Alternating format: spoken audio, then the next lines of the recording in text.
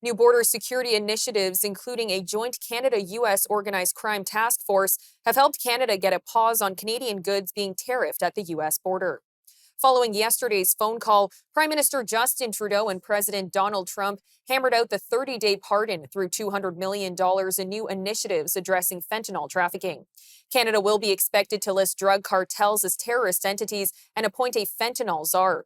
Mr. Trump has also agreed that over the next 30 days, the two countries will see whether a final economic deal can be reached. Strategist Anthony Koch joined us for his reaction to the pause. There's a few components here. First and foremost, yesterday was a good day for Canada, regardless of whether or not it was good for Justin Trudeau. People fail to understand just how many Canadian jobs and how much of Canadian prosperity is based on the fact that we have relatively free access to the American market. So the amount of clients, I know I've barely been sleeping. People have been blowing up my line. People are freaking out. That uncertainty is still not gone, though. That's the second component of this. Good day yesterday, but we're going through this all over again in now 29 days.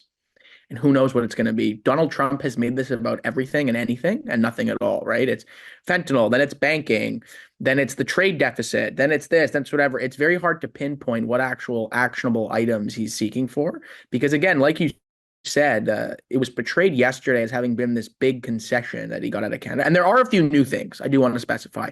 Canada has agreed to list drug cartels as terrorist organizations. We've agreed to appoint a fentanyl czar. We've agreed to the creation of a joint border task force, or I should say more specifically, a joint organized crime task force with the Americans. We've agreed to deploy 10,000 personnel to the border. There is a couple of things here, but the big item, which is the $1.3 billion, I believe, over 5 or 6 years from the government for border security, is something that the Prime Minister announced like 2 months ago. So that's not new, but it's being presented as if it was a concession. So I think part of this is the fact that Donald Trump, Mad King diplomacy, we've heard a lot about that. He's also a very big showman. He likes to be seen as a man who makes deals, especially out of the gate. He's had some success in other countries so far on this. You see Panama leaving BRICS, Colombia agreeing to take back illegal immigrants that had found themselves in the United States of America after originally refusing to do so. But in this particular case, it very much seems like Donald Trump is somewhat trying to create a crisis with Canada that he can then solve.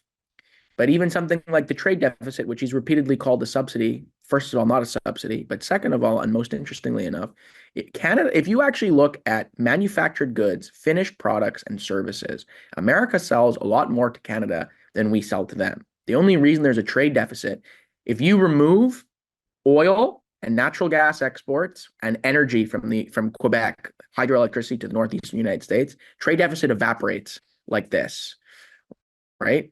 And as me and you, as many of us like to say, if I have a trade deficit with my barber, I don't really think that results in me being better off. So I think America benefits immensely from buying cheap energy from Canada. I don't think that's going to change. I'm curious to see what happens in 30 days. But the fact of the matter is we're not out of the gate here. We're not free and clear. There's still many things that need to happen. And it's unclear what exactly the president is looking for from us. But I think regardless of what happens, Pierre Poilievre was very clear, and I agree with him.